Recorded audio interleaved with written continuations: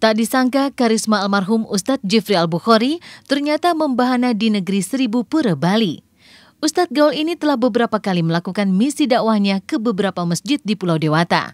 Dan beberapa hari lalu jelang 40 hari wafatnya almarhum UJ dan untuk mengenang sosok almarhum digelar sebuah tablik akbar di salah satu masjid di daerah Jimbaran, Bali.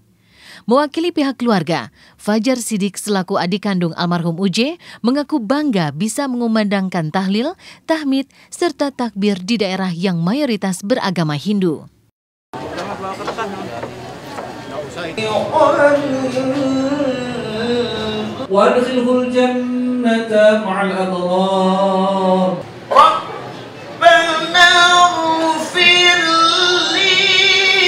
Suatu kebanggaan bagi kami keluarga besar bisa hadir ikut bertahlil bersama-sama berdoa untuk kakanda tercinta Haji Muhammad Jifri Al-Bukhari. Di sela-sela acara doa bersama ini, Fajar Siddiq merelakan peci peninggalan almarhum kakaknya itu untuk dilelang. Hasil dari lelang ini akan disumbangkan sepenuhnya untuk pembangunan masjid yang pernah disinggahi almarhum di Pulau Dewata saat mendiang memberikan ceramahnya setahun yang lalu. Acara lelang peci yang dibuka dengan harga Rp1 juta dan ditutup dengan harga Rp31 juta. Kini pemilik peci almarhum Ustadz Gaul itu adalah seorang remaja bernama Rizal yang bermukim di Pulau Bali. Ini saya lelang juga atas nama Ustadz Jifri, siapa yang berani paling besar saya berikan ke masjid. Saya MC 1 juta. 2 juta lagi. 2 juta. Ayo siapa lagi bapak-bapak? 3 juta. Hanya 3 juta. Ayo siapa lagi? Monggo. 10 juta. Allahu Akbar. Nomor 7 itu nomor hoki saya itu. Wah, pas banget. Wah, pas banget. Udah. Coba dong. Ayo coba dong. 31 juta ditutup malam hari ini oleh Haji Jaka Sujana. Mana dia itu orangnya? Saya sebetulnya juga ini sayang saya, tapi saya bangga sama orang yang berani untuk masjid. Assalamualaikum warahmatullahi wabarakatuh. Ya, saya sih cukup bersyukur aja ya bisa mendapatkan, dan terima kasih kepada ayah juga. Dan peci ini diberikan untuk Rizal yang juga penawar tertinggi juga. Alhamdulillah, wasilah almarhum UJ, semua ini wasilah. Coba, katanya seperti UJ, mungkin pemirsa di rumah mau melihat. Mudah-mudahan tidak hanya wajahnya ya, tapi juga hati dan pikirannya. Semoga bisa jadi pejuang. Acara lelang ini memang tak direncanakan. Lantas bagaimana tanggapan Pipik Diah Irawati, istri almarhum UJ, terhadap acara lelang ini? Benarkah motor yang digunakan almarhum UJ sebelum menghembuskan nafas terakhirnya kini disimpan di rumah Habib Mahdi Alatas?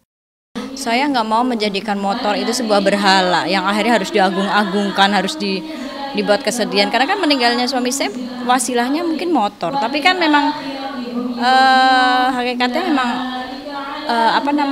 memang sudah takdirnya Allah.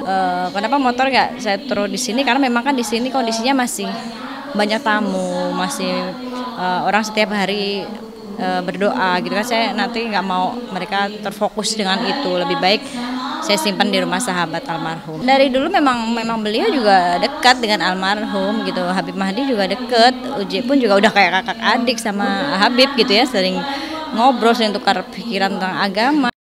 Banyak jejak yang ditinggalkan oleh mendiang UJ di Pulau Dewata, Bali. Seakan ingin meresapi dan mengenang sosok almarhum, Fajar Siddiq dan rombongan pun mengunjungi sejumlah tempat yang pernah disinggahi almarhum ketika menapakkan kakinya di pulau yang telah populer di seluruh dunia ini. Mulai dari Masjid Sudirman Denpasar, showroom penjualan motor gede, hingga ke tempat penjual souvenir yang biasa almarhum singgahi jika berkunjung ke Pulau Bali.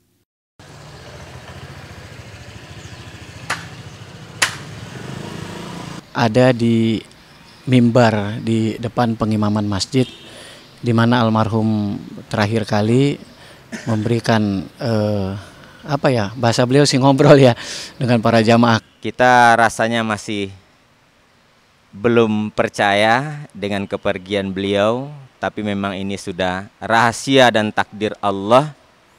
Itulah kenyataannya.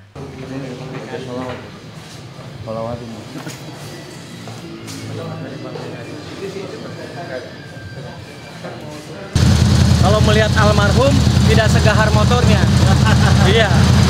Inilah motor besar, suaranya saja besar. Tapi kebanyakan yang naiknya umumnya kalau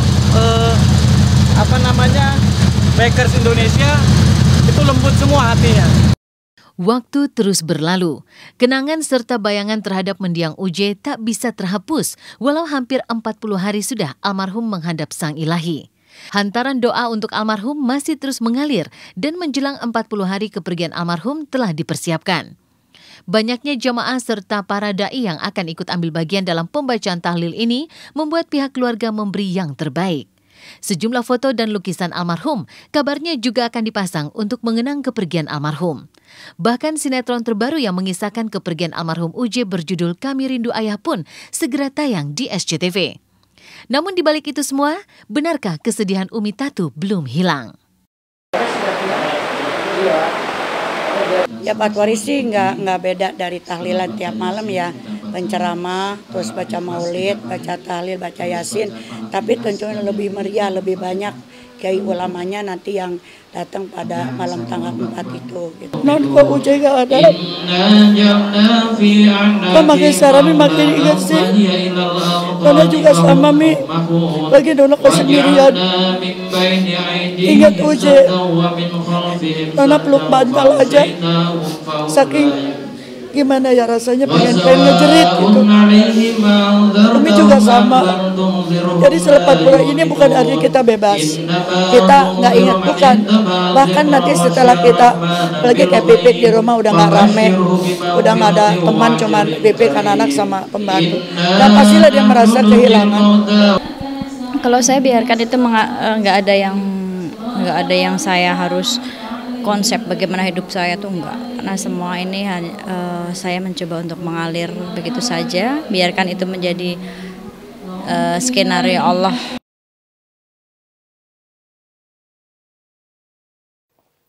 Hai, selamat pagi pemirsa Was-Was. Dengan suasana hangat di pagi hari ini, saya Sylvia Fuli akan menemani Anda selama 1 jam ke depan. Setelah sajian utama Was-Was pagi ini dibuka dengan persiapan peringatan 40 hari kepergian almarhum Ustadz Jeffrey Al-Bukhari, maka kabar Was-Was selanjutnya datang dari para personil Cowboy Junior yang tadi malam sukses menggelar konser dalam rangka peluncuran film perdana mereka. Tentu ini merupakan sebuah prestasi yang membanggakan bagi boyband cilik yang sedang naik daun pemirsa. Dan di konser kemarin tak hanya dibanjiri oleh komet untuk sebutan fans berat Cowboy Junior yang jumlahnya ratusan. Adiba Kanza Az-Zahra, putri sulung almarhum Ustadz Jeffrey Al-Bukhari juga hadir, bahkan terpesona dengan penampilan mereka. Lantas seperti apa aksi Rizky, Aldi, Iqbal, dan Bastian pada konser istimewa Cowboy Junior The Movie? Dan seperti apa pula bentuk kekaguman Adiba usai menyaksikan konser idolanya tersebut? Ya pemirsa, berita yang kami sajikan bukan sekedar berita, jadi jangan kemana-mana karena Anda patut was-was sebelum menyaksikan Was-Was.